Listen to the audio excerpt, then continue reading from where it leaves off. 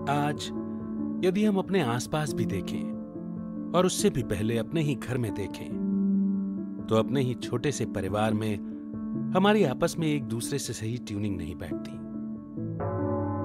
यही चीज आजकल ऑफिसेस में या जो भी हम काम करते हैं वहां भी यही देखा जाता है। तो वर्क प्लेसेस पर भी, घरों में भी आज आपस में न बनना कॉमन सी बात हो गई है।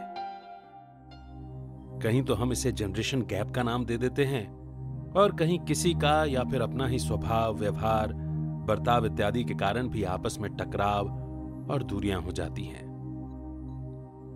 पर ऐसा क्यों? कभी इस पर विचार किया है? क्योंकि हम सभी का जो दिल है ना, जिसमें प्यार बसता था, वो बहुत लिमिटेड सा हो गया है। आज हमारा दिल बंद तो दिमाग ज्यादा खुल गया है। इसलिए दिमाग ज्यादा चलता है, क्योंकि हम यूज भी अपने दिमाग को ही ज्यादा करते हैं। दिल की आवाज सुनने का हमारे पास जैसे टाइम ही नहीं है, या यूं कहें कि दिल की आवाज हमें सुनाई देती ही नहीं है। क्योंकि जो संबंध हम दिल से निभाते थे, वहां हम दिमाग को यूज करने लग गए, अपने फायदे और नुकसान में ही जैसे सीमित होकर रह गए।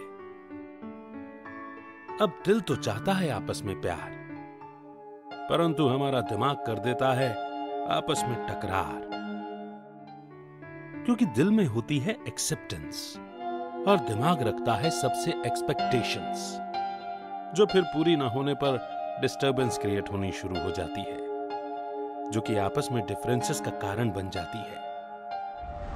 क्योंकि दिल जो है वो खुद को चलाना भी जानता है और दूसरों के साथ कैसे चलना चाहिए ये भी बखूबी समझता है, परंतु हमारा दिमाग तो बस अपनी ही चलाना पसंद करता है। तो फिर जहां लड़ाई झगड़ा हो, एक दूसरे के लिए मान सम्मान ना हो, तो वो परिवार, वो घर मंदिर कैसे बने?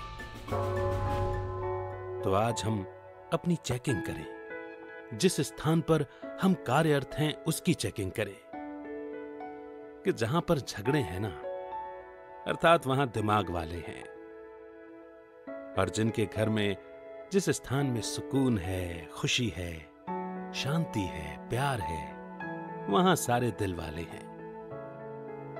क्योंकि एक दिल वाला सबको दिल वाला बना सकता है, बस उसके ऊपर दिमाग वाले का प्रभाव न पड़े तो।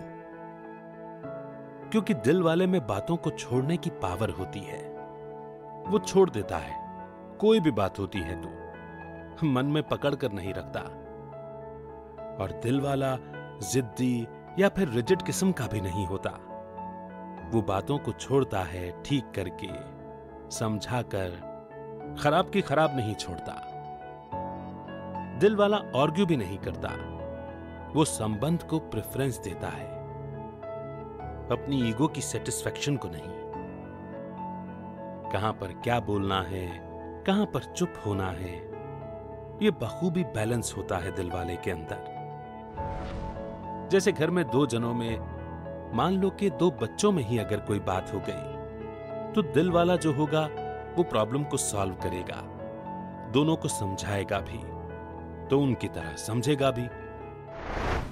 क्योंकि आज की इस कलयुग की दुनिया में ये तो होता ही है कि बाप बेटे की नहीं बनती, दो भाइयों की आपस में नहीं बनती, भाई बहन की नहीं बनती, मां बेटे की नहीं बनती।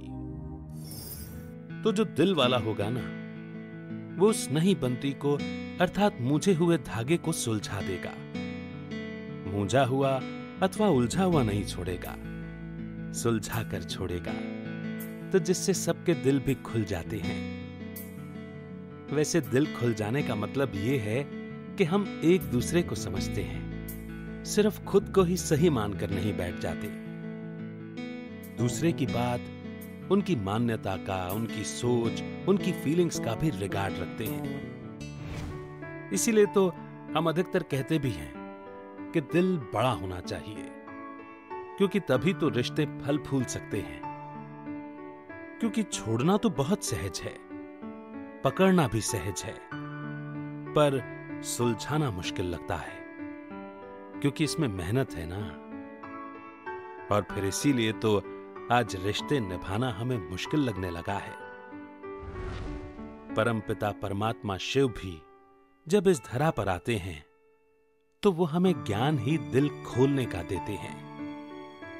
ज्ञान सुनते हम दिमाग से जरूर हैं, पर जब उसको दिल से स्वीकार कर दिल में समा लेते हैं तब हम दिल वाले बन जाते हैं, जो कि अपने दिल की सुनते हैं। क्योंकि हम जानते हैं कि संस्कार सभी के एक जैसे नहीं होते। हमें संस्कार मिलन की रास करनी ही पड़ती है। इसीलिए खुद को खुद ही आज चेक करें कि क्या हम दिल से अपने संबंधों को निभाते हैं या फिर दिमाग से।